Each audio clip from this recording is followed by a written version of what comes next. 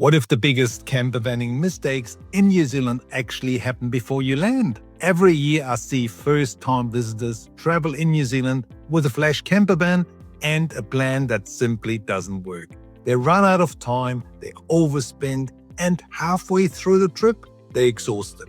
In this video, I'll show you the 10 most common mistakes campervan travelers make. Also, I'll include free sample itineraries and access to helpful vehicle comparison websites. Let's get started. Mistake number 1, booking the campervan first. Here's where most people get it wrong from the very beginning. They get excited about campervanning in New Zealand, they book their vehicle, and then they start planning their itinerary. But they've got it the wrong way around. Here's why this matters. A campervan or motorhome changes everything about your travel. It is slower, it requires different types of stops and planning. If you book the vehicle first, you're locked into a travel mode before you even know it suits your itinerary. So what should you do instead? Start with your must-see locations and experiences to do, write them down, then ask yourself, does a campervan actually make sense for this trip? Maybe you want to spend a few days in the North Island with a rental car and then switch to a campervan for the South Island. Or maybe you're better off with a car and accommodation for your entire trip. The vehicle you choose should serve your itinerary, not the other way around. Mistake number 2 is closely related. Most travelers have 2 to 4 weeks time for both the North and South Island. That sounds a lot until you actually start planning. Then those days disappear fast. Here's the reality. New Zealand is 1,600 kilometers long. The South Island alone is over 900 kilometers from north to south.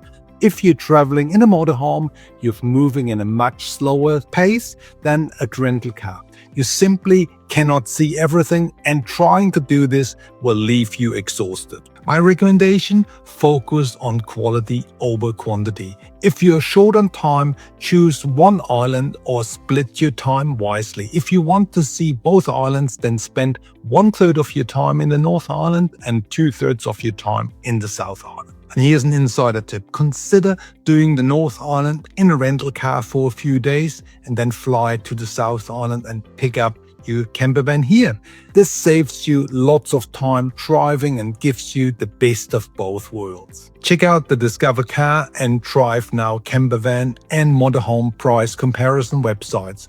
I've included links in the description box below along with the sample itineraries to give you a great head start. Now, if you're not careful, the next mistake could cost you hundreds of dollars. Let me explain. Mistake number 3, let's talk about cost, because this is where people make expensive mistakes. During the peak summer seasons or between November through to March, motorhome rates can hit 600 to 700 New Zealand dollars per day with full insurance. That's a lot of money.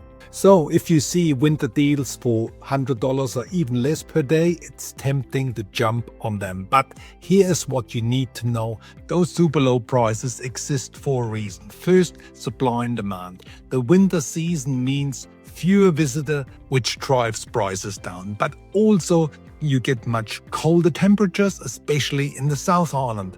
We're talking June to August, where nighttime temperatures can drop below freezing. Unless you're prepared for that, it's not going to be comfortable. The other reason for rock bottom prices, the vehicle might be 10 years old or more. Older campervans work fine if you know what you're getting into, but they can also have issues that can lack modern conveniences. So yes, you can save money in the winter. Just make sure you understand what you're signing up for. You're best to compare all your options in the Drive Now comparison website, as it lists the ages and other important vehicle details. The link is in the box below. By the way, have you already booked your campervan, or are you still in the planning stage? Let me know in the comments below. I'd love to hear where you're at in your planning process. Now, wait until you hear about the next mistake, because this one could actually be dangerous. But before we get there, if you find this video helpful, please hit the subscribe button below to stay in touch for more helpful travel videos to come. Also tick that little like button below, as it helps our channel to grow, to make more supporting videos. Thank you very much. Alright, mistake number 4. You've just flown 15, maybe 20 hours to get to New Zealand. You land in Auckland or Christchurch. You're exhausted and jet lagged. And what do many travelers do?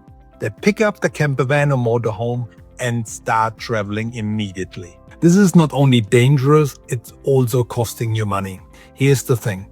Campervans and motorhomes are charged per day, not by the hour like rental cars.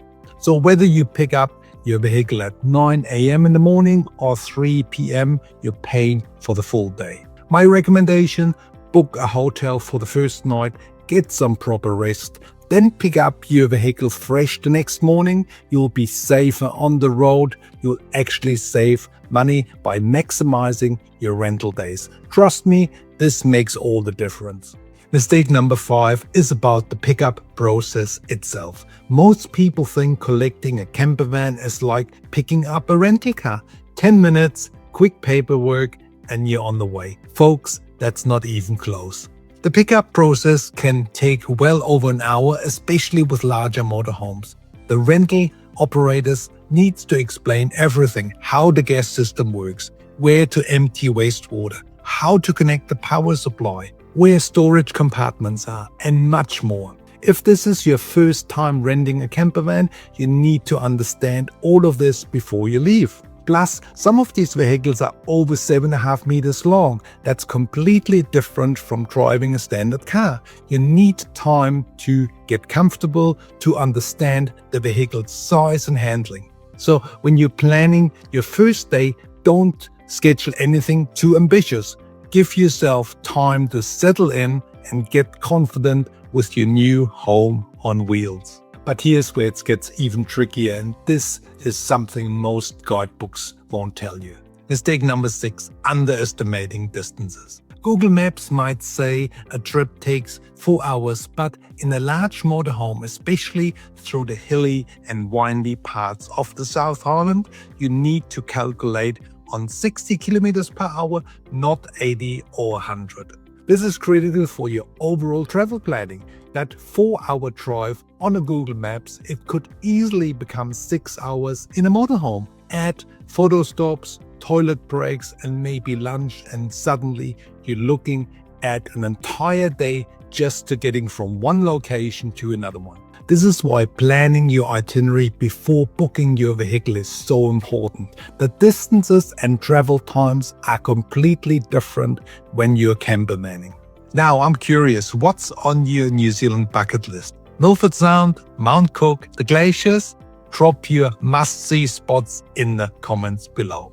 Now, if you're planning to visit both North and South Island, the next mistake could waste an entire day out of your trip. Mistake number 7 is about splitting your time between the North and South Island. As I mentioned earlier, the general rule is 1/3 of your time in the North Island and 2/3 in the South Island, but there's more to that. If you're taking the ferry between Wellington and Picton, you need to budget 1 to 2 full travel days just for that journey. You need to drive to Wellington, wait for the ferry, do the 3.5-hour crossing, then continue from Picton. Plus, stormy weather or technical difficulties can delay or even cancel ferry crossings. This is a real risk you need to manage. So if you only got 2 weeks in total and you want to see both islands, here's my honest advice. Consider flying instead. Spend a few days in the North Island with a rental car, then take a domestic flight to the South Island and collect your campervan or motorhome in Queenstown and return to Christchurch to maximize your time. Or even better, spend all your time in the South Island where most of the iconic scenery is located. It all depends on your interests, but don't underestimate the time it takes to cross between the islands. Alright, the next one is huge because it's the difference between having a holiday or feeling like running a marathon. Mistake number 8, moving every single day. I've seen this all the time. Travelers book their campervan first, start driving, and then realize they're running out of time. So they drive every single day trying to catch up, and by the end, they're totally exhausted. But here's what most people don't realize. The best campervan and motorhome experience happens actually when you stay put for 2 nights at key locations. You drive less, you relax more, and you can take day tours with local operators who often pick you up directly from the campground. Also, you meet other travelers, you learn from local guides, and you actually feel like more on a holiday instead of just ticking the boxes. So my golden rule, stay for 2 nights minimum at key places like Rotorua, Te Wanaka, Franz Josef, or the Nelson Tasman region. You'll thank me later for that. Now, if you're traveling during the summer months, so between November and March, the next mistake could leave you sleeping in a parking lot instead of a proper campground. Mistake number 9. Don't wing it. If you're traveling between November and April, thinking you can just show up and find a camping spot wherever you want, you're in for a rude awakening. Key locations like Te Queenstown, the 𝗬𝗆𝗆 Tasman area get fully booked weeks, sometimes months in advance. Now, you can stay overnight at some free spots and the Department of Conservation sites, and those are excellent options, but most travelers want to have the facilities that motorhome parks provide, like showers, power supply, waste disposal, and Wi-Fi.